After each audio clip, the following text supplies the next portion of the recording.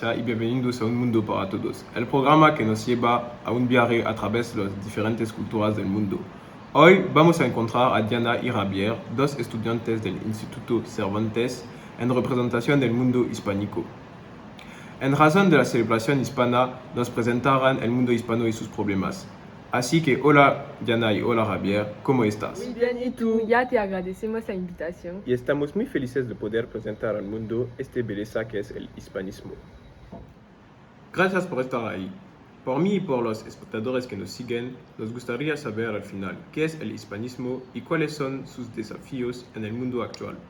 El hispanismo es simplemente la representación de la lengua española en el mundo que se ha extendido principalmente a América Latina debido a la colonización, es decir, la llegada de Cristóbal Colón en 1492. Me gustaría agregar que tanto a nivel internacional como a nivel local, el hispanismo presenta diferentes desafíos.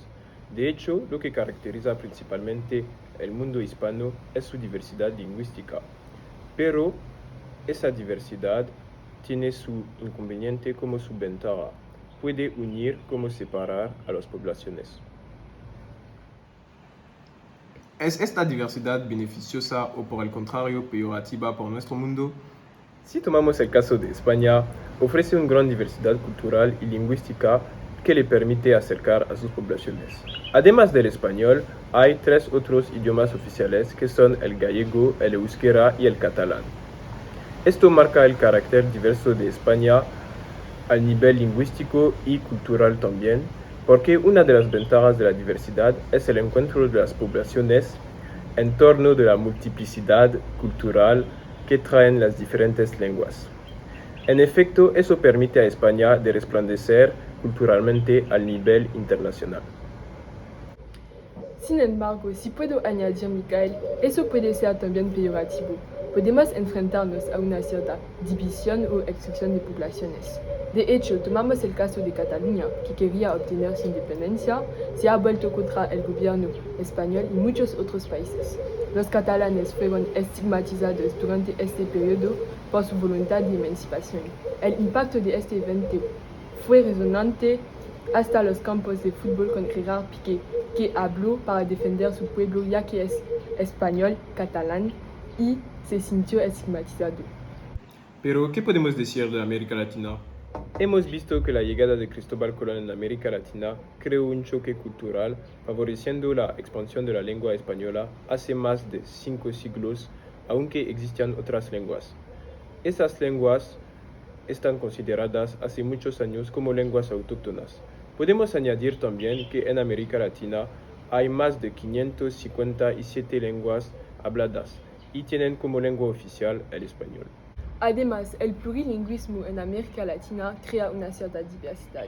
En efecto, es visible a través del caso de países como México, donde además del español, la lengua que domina es el náhuatl, yendo 1.3 a 5 millones de hablantes, o países como Chile, donde el mapuche domina entre 200.000 a 400.000 hablantes. ¿Qué pasa cuando hay muchísimos idiomas hablados? Por ejemplo, hay 64 lenguas habladas en México solamente, y este gran número de lenguas favorece la extinción de algunas, y eso las cifras demuestran.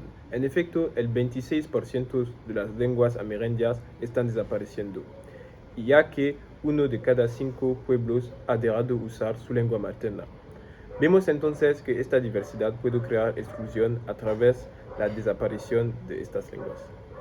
¿Qué podemos hacer para luchar contra la desaparición de nuestras lenguas maternas? Podemos celebrarlas como el 21 de febrero de cada año, día que fue proclamado en 1999 por el organismo internacional UNESCO después del discurso del Papa Francisco, que ha dicho que debemos reconocer a los pueblos indígenas, pueblos que fueron víctimas de la colonización que ha borrado su cultura. Pero hoy están muy orgullosos de ser indígenas, ya que la diversidad cultural de América Latina es posible gracias a la diversidad cultural y lingüística de esos pueblos. Así, gracias a nuestros correspondientes Diana y Javier por explicarnos más sobre la diversidad lingüística en el mundo hispano. Gracias por invitarnos. Así se concluye nuestro programa. Excelente noche y nos vemos pronto.